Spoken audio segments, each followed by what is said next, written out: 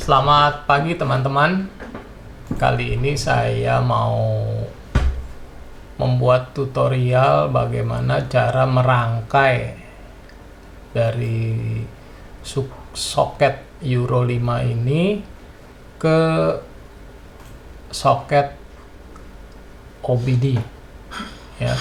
Jadi supaya data dari sepeda motor yang dari ECU ya, sebelumnya ada banyak kabel ya, sesuai produsen motor mau bikin seperti apa soket di motornya ya.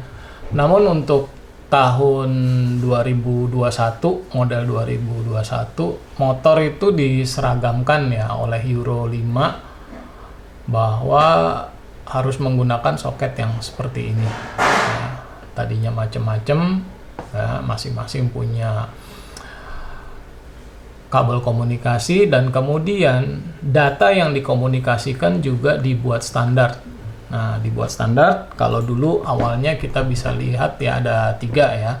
Kita bisa lihat di laptop berdasarkan peralatan scanner khusus ya, dealer punya. Kemudian bisa juga lihat kedipan lampu di dashboard sepeda motor ya. Kemudian sekarang kita bisa lihat dengan smartphone ya, smartphone dengan penghubung OBD2 Bluetooth ya. Data-data yang dari ECU akan diterjemahkan lewat OBD Bluetooth unit ini ya. Yang generik ini ada menggunakan ini chip ELM 327. Nah, komunikasinya di sini lihat jelas ya, dengan Bluetooth. Nah, di sini ada 16 pin. Nah, ini akan nanti dihubungkan ke sini. Kemudian bagian yang ini akan dicolok ke motor ya. Jadi nanti semua motor akan pakai soket warna merah ini, baik Honda, Yamaha ya, kemudian ini Benelli, ini Harley Davidson ya, semua akan sama, harus wajib menggunakan kepala soket Euro 5 ini. Saya akan menjelaskan bahan-bahannya ya. Ini soket beli di marketplace, nanti linknya ada di box description. Ini juga dari marketplace ya. Ini kepala yang akan ditanam dalam sini, kemudian kita akan hubungkan dengan kabel seperti ini. Kemudian ini ada bagian yang seperti selang ya, yang menyusut. Nah, ini pakai heat shrink ya, heat shrink dipanaskan dan dia akan menyusut, memegang ini dengan kuat. Oke, saya akan berikan step langkah-langkah pembuatan kabel adapter ini.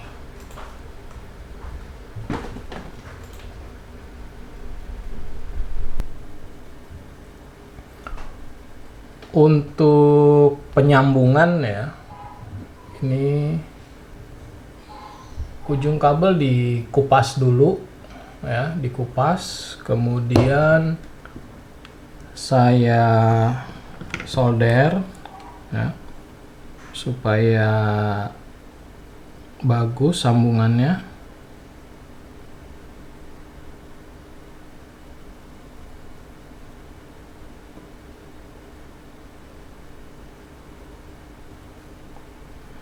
Nah, setelah ada lapisan solder ya, kita jepit.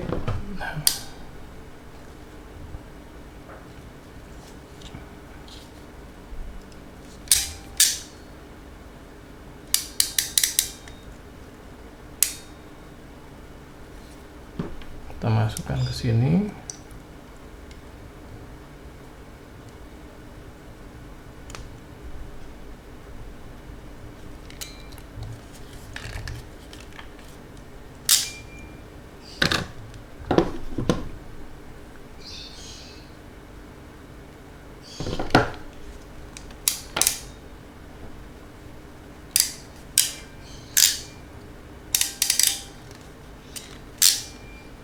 Nah, ternyata alat crimpingnya terlalu besar.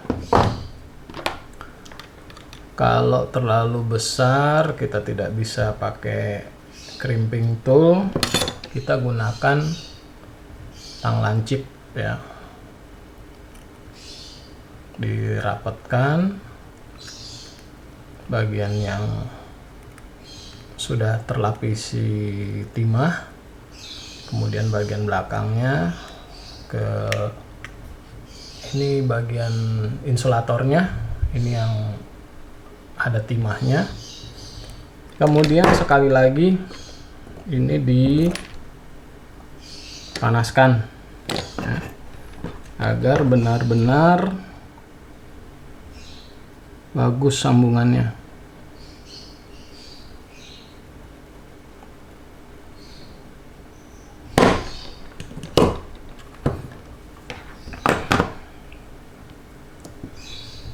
Oke, seperti ini ya. Udah masuk. Kemudian nanti kita tinggal masukkan, di sini ada nomornya ya. Mudah-mudahan bisa jelas dilihat. Ini nomor 16 ya, power.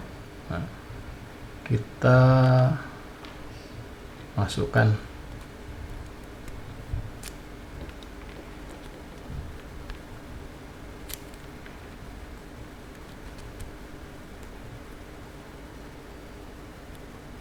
Nggak mau kunci ya. Nah, klik ya.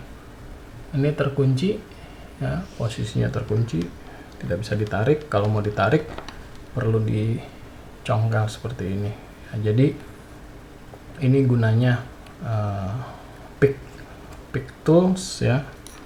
Kemudian setelah dipasang semua baru dikunci ya, dikunci. Jadi kalau nanti didorong dari sini dia tidak akan keluar ya. Ini pengunci dan ini ada pengaitnya di sini, akan masuk ke sini, menahan kabel di dalam rumah soket ini. Untuk bagian soket euronya juga sama ya. Ini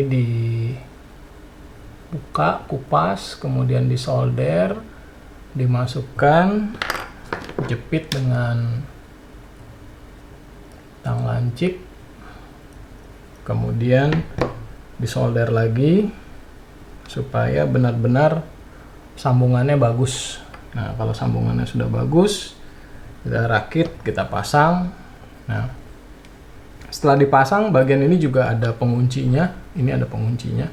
Jadi setelah pinnya masuk 5 buah, kita kunci sehingga hasilnya seperti ini ya. Ini ada nampak bagian yang hitamnya itu di dalam, itu adalah bagian penguncinya, dan ini bagian pengunci di soket 16 ini. Nah, untuk merapihkan dan membuat posisinya terpasang dengan baik ya, ini pakai heat shrink. Nah, untuk heat shrink ini saya potong sepanjang 25 mili ya, cukup. Tapi untuk pembeliannya lewat marketplace ya, ini diameternya 25 mili diameternya di sini. Nah, ini kalau beli di marketplace minimal pembelian panjang 1 meter ya, 1 meter ini ya. Jadi tidak bisa beli pendek-pendek seperti ini. Kemudian setelah rapi tersambung, kita masukkan ini heat shrinknya seperti ini. Kemudian gunakan ini heat gun ya, heat gun. Jadi ini